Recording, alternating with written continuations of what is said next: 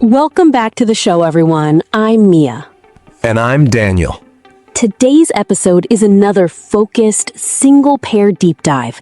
Just like our borrow versus lend episode, make versus do, what the actual underlying pattern is, and the specific fixed expressions that genuinely just need memorizing. A great format for this particular topic, too, since make and do genuinely deserve this kind of dedicated, uninterrupted focus. Imagine you have a single key that unlocks every single door in your house. Right. It's simple, right? You never really have to think about it. But then imagine you move to a new country, and suddenly you're handed two very different keys. Oh, yeah. That's where the trouble starts. Exactly. They look almost identical, but if you use the wrong one, well, the door just stays locked. You're left standing outside. So, welcome to the deep dive. Today, we are conquering the ultimate set of keys for English learners.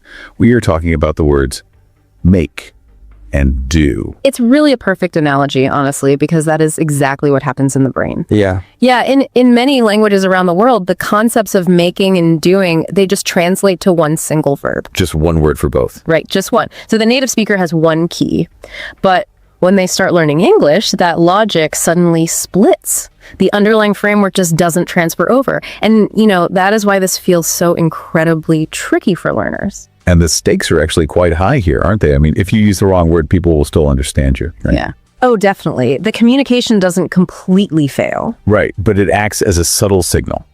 Like if you are in a professional environment or maybe a job interview and you use the wrong key, it instantly flags you as a non-native speaker. It does. It really does. Mastering this distinction, it elevates your professional authority. Absolutely. It shifts your English from simply being understood to being completely natural. So, our mission today is to build a new mental map for you. We're going to explore the underlying logic so you know exactly which key to use and, why you are using it. Let's start with the foundational rule then. Before we look at any exceptions or idioms, we need to understand the basic mechanics. Right, the core idea. Because there is a genuine logic here, right? Yeah. And it really comes down to the difference between physical creation and physical action. Let's break that down. So the word make is primarily used when you are creating something. Okay, creating. Yes, you are producing a new thing, you are constructing it, you are bringing an object into existence that simply, it just did not exist a moment before. So if I am in the kitchen, right, and I have flour, sugar, and eggs sitting on the counter. Just raw ingredients. Right. Those are just ingredients. But if I mix them and bake them, I end up with a cake. I brought that cake into existence. Yeah. So I make a cake. Precisely. You make a cake. The cake is the new physical result of your effort. Make a cake. Now, compare that to the word do. Do is generally used when you are performing a task, an action or an activity. Activity, okay. Right? You are being active, but you are not creating a brand new physical object. Let me test my understanding here. Following that same kitchen example, after I eat that cake, I have a big pile of dirty plates. The worst part of baking. Yeah, exactly. So when I wash those plates, I am performing an activity, but I'm not creating a new plate, right? Right, the plate already existed. Yeah, I am just changing its state from dirty to clean. Do I do the dishes? As the exact mechanism. You do the dishes because it is a routine task. Do the dishes. Yes, but you make a cake because it is a new creation. This is your baseline rule. If you end up with a brand new physical object in your hands, you generally use make. But, as we both know, English rarely stops at physical objects. No, it certainly doesn't. Right. English loves to take a simple physical rule and just, stretch it. So how does this logic apply to things we cannot touch? How does this work in the abstract space? Well, the good news is the underlying logic actually stays exactly the same. We use make when we generate or produce abstract ideas. Invisible things. Exactly. You are still creating something. It just happens to be invisible. So, for example, you make a decision. Make a decision. You make a plan, you make an excuse, you make a phone call, you make an effort. Let's look closely at that first one, make a decision. Because a decision is not a cake. No, you can't eat it. I can't hold it in my hands. But I like to think of a choice as like an invisible sculpture. Oh, I like that. Yeah, because before I decide, I have this mess of different options. But when I finally choose, I am actively carving out a path in my mind. I am bringing a brand new choice into existence. I make a decision. The invisible sculpture is a really great framework. You are taking raw materials, your thoughts, and creating a final product. Right. And you make a plan for the exact same reason. You are constructing an invisible schedule. So it's still creation. Exactly. Now, let's apply the other side of the rule to abstract tasks. These are invisible activities where you would use the word do. So these would be ongoing activities where no new sculpture is being created. Yes. For example, you do homework. Right, do homework. You do the laundry, you do a favor for a friend, you do business, you do exercise, you do the shopping. It's all just maintenance. Right. All of these describe a process or a routine. When you do exercise, you are moving your body. You are engaged in an action, but you are not constructing a new object out of thin air. Okay, this logic feels really solid. But let me push back just a little bit here. Sure, go ahead. Because I know there are traps. What about when I mess up? What about a mistake? Because if I'm taking a test and I write down the wrong answer, I am performing an action. I am actively messing up. So shouldn't I say do a mistake? That is probably the most common trap for learners. It feels like an action, absolutely. But English treats a mistake as a physical object that you just built. Really? Yeah, you brought a brand new error into the world. It did not exist before you took the test, but now it does. So because you created the error, you make a mistake. Make a mistake. Okay. I see. English focuses on the result there. The error is the final result. Exactly. Let's just pause for a second. If you're listening, try saying that out loud wherever you are. Make a mistake. Never do a mistake. Yes, make a mistake. Great practice. Let's look at another high-stakes example. Imagine you are at a job interview and you want to tell the manager that you looked into their company. If you say, I made research on your competitors, what does that signal? Well, it immediately signals that English is a second language. Right. Because in English, research is never treated as a single created object. It is viewed as an ongoing process of digging for information. Digging for information. Yeah. Right. Because it is a continuous activity, you must say, do research. So even if I end up with a physical report at the end, the act of researching is a process. I do research. Correct. If I want to talk about the report itself, maybe I say I made a report, but the digging, the looking things up, that is the doing. I do research. Exactly. You construct the report, so you make it, but you perform the investigation, so you do it. That makes a lot of sense. Another exception that functions as a continuous activity is doing your best. Oh, right. Do your best. Yeah, best is an abstract concept. But in English, giving your maximum effort is seen as an ongoing process. Therefore, you always do your best. Again, listeners, repeat that one. Do your best. Do research. Excellent. So let's transition to something even more subtle. We have the rules now, creation versus action. But what happens when English actually lets you choose either word? This is where it gets really interesting. Yeah, because there are situations where both words are technically correct, but they mean slightly different things. Yes, this is where we look at the nuance of choice. A perfect example from the sources is comparing the phrase make plans with the phrase do the planning. Oh, that's a good one. Right. Both phrases use the same root concept of a plan, but they change the focus of the sentence completely. Let's break down that nuance for a second. Because if I say to a friend, I made plans for Friday, I am focusing purely on the final result. Right. The invisible sculpture is finished. The schedule is set. We are going to dinner. I made plans. Exactly. But if I am at work and I say, I am doing the planning for the conference, I am focusing on the ongoing grind, right? I'm focusing on the stressful spreadsheets, the phone calls, the active work of organizing. That is the exact shift in mechanism. Make plans points a spotlight on the final result. Do the planning points a spotlight on the tedious activity. It's the same general topic, but you take control of the narrative by choosing your verb. Yes, and this is how you use English to express exactly what you're feeling in that moment. It's so expressive. Okay, let's keep exploring how these verbs work in the real world. Because to truly sound like a native English speaker, we need to understand phrases where make and do go well beyond their literal dictionary definitions. Idioms. Yes, everyday idioms. And more importantly, let's look at why they exist based on our rule. Well, a fascinating place to start is an idiom where both words actually collide. Oh, right, the phrase make do. Make do. That sounds like a total contradiction. How can you have both? It does sound strange, doesn't it? But to make do means to manage a difficult situation using whatever limited resources are available to you. Okay, so how does that fit the rule? Think about the mechanics of the phrase. You are literally making a situation do what you want it to do. You are creating a solution out of thin air. Oh, I see. So let's say my department's budget at work gets cut in half. a nightmare. Right. We can't afford new software. We just have to make do with the old software. We are forcing the old tools to work. Yeah. We are actively creating a way to survive the budget cut. We make do. Exactly. You are constructing a path forward. I love that. Make do. Another really common idiom connected to limited resources is make the most of.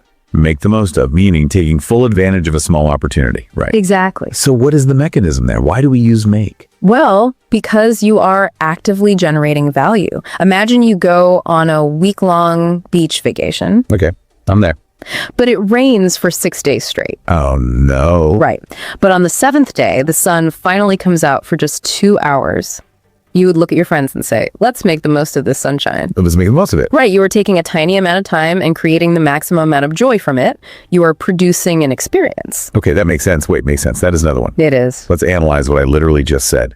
Why do we say make sense when we finally understand something? This is one of my favorites. Think about it. Information is often messy and chaotic, right? When a teacher explains a complex topic, your brain has to take those chaotic pieces and construct a logical pattern. Wow, yeah. You are literally creating logic where there was none before.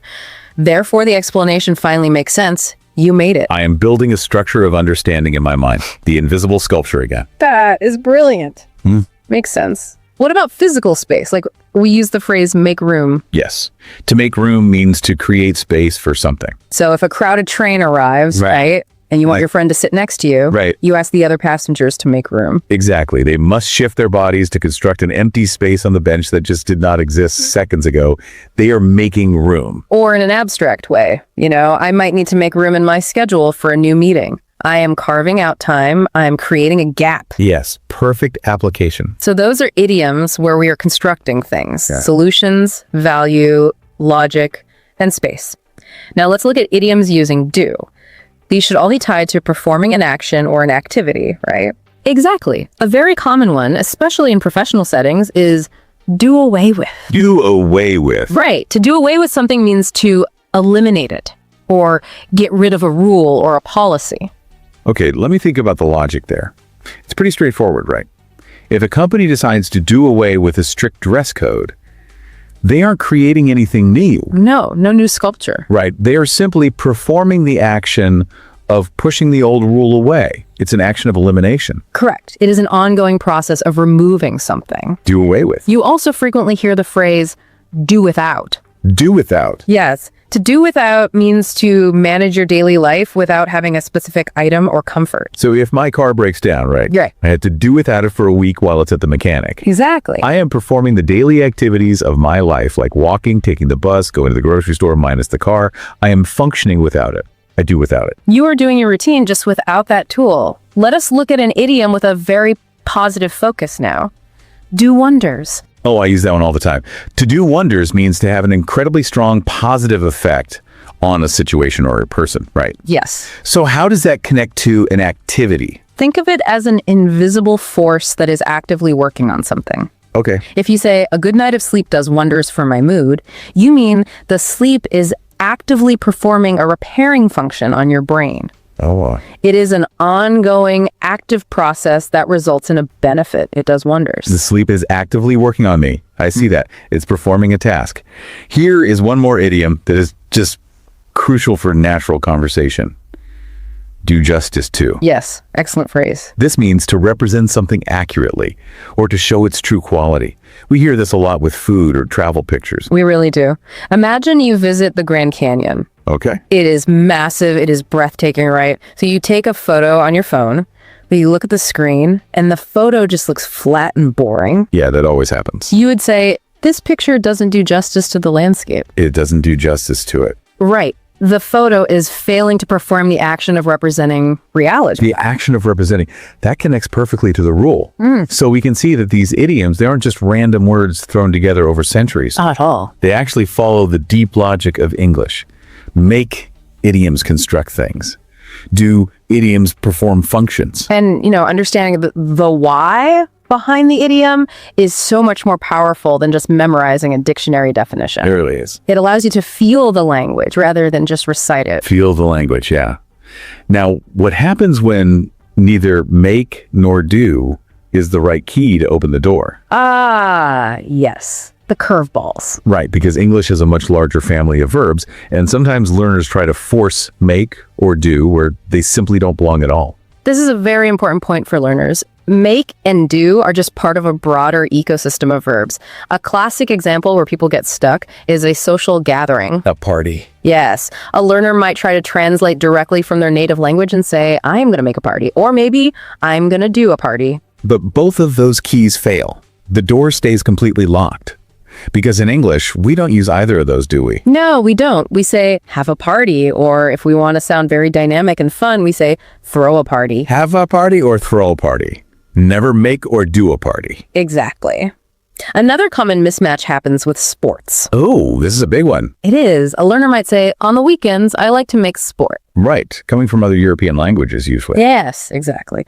But in general English, the activity of physical exercise takes the verb do. You would ask someone, do you do any sports? Do any sports? Okay. But if I name a specific game, the verb changes again, right? It does. Like if I am talking about tennis or football, I don't do them. I play them. I play tennis. I play football. I play chess. Because those are structured games with rules and opponents, English uses the verb play. So you must always be aware that make and do are not the only options in the language. There is have, throw, play, and many more. We also need to talk about regional variations really quickly, because English is spoken all over the world, and different regions have slightly different habits. They absolutely do.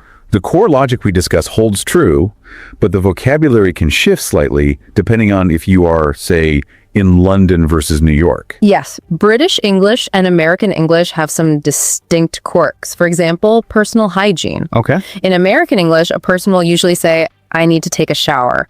But in British English, it is much more common to say, I need to have a shower or have a bath. Have a shower. Right. They rarely use do or make in this specific context, and they don't usually say take. Interesting. What about the kitchen analogy we used earlier, doing the dishes? While do the dishes is perfectly understood in the UK, British English heavily utilizes the phrase wash up. Wash up. Yes, after a meal, a British host might ask, could you help me wash up? It means the exact same activity as doing the dishes, just using a different verb structure. And in American English, especially in very casual speech, we sometimes replace the word do completely with something else. Oh, right. Like instead of telling a teenager to do your chores, a parent might say, get your chores done. Ah, yes. We use the word get as a substitute for do to emphasize completing the task. Get it done. These regional variations, they are important to point out not because you need to memorize all of them immediately, but to remind you that English is flexible. Very flexible. You will hear variations. The goal is not rigid perfection. The goal is recognizing the patterns depending on where you are traveling or who you are speaking with. Right. It's about being adaptable. Well, we have covered an immense amount of ground today. We have mapped out a completely new way to think about these two tricky verbs. Let's summarize the core takeaways so our listeners have a clear compass moving forward. That's a great idea.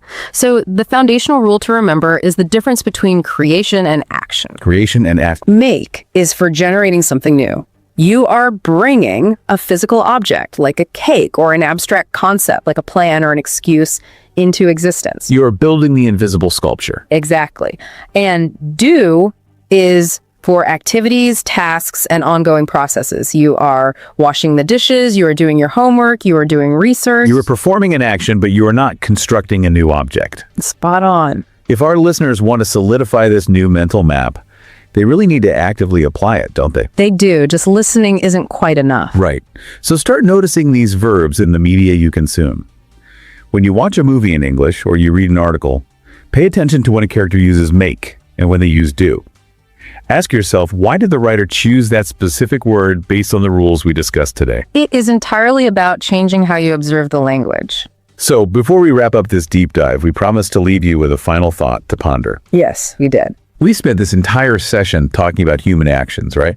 We talk about how we make things and how we do things, but I want to introduce a slightly different angle based on where the world is heading right now. This is a really fascinating layer to add. Yeah. We defined make as creating something new and do as carrying out a routine task.